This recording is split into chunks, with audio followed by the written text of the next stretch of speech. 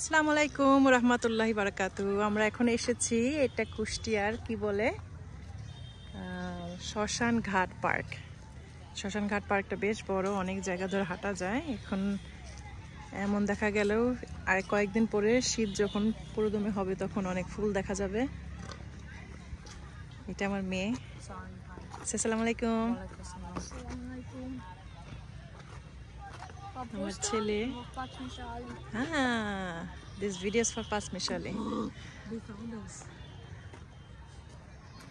আজকে দিনটা অনেক সুন্দর, মিষ্টি মিষ্টি আবহাওয়া। এক ধরনের এই যে ধান কাটলে যেরকম ঘ্রাণ হয় ওই রকম ঘ্রাণ আসতেছে। ছোটবেলায় যখন আমি ছোট ছিলাম, মনে হয় 7-8 বছর ছিলাম, তখন দাদির বাড়িতে কিছুদিন থাকা হয়েছিল এই ধানের মৌসুমে। তো আমাদের দাদা দাদির বাড়ি ছিল গৃহস্থ বাড়ি। ধানের মৌসুমে অনেক ধরনের ধান উঠতো আর কি, আর কি কি উঠতো খেয়াল নেই, ধানের কথা মনে আছে। তো এই ধরনের একটা ঘ্রাণ আসতো ধান থেকে, যেটা এখন এখান থেকে এই গাছ থেকে আসতেছে আর কি।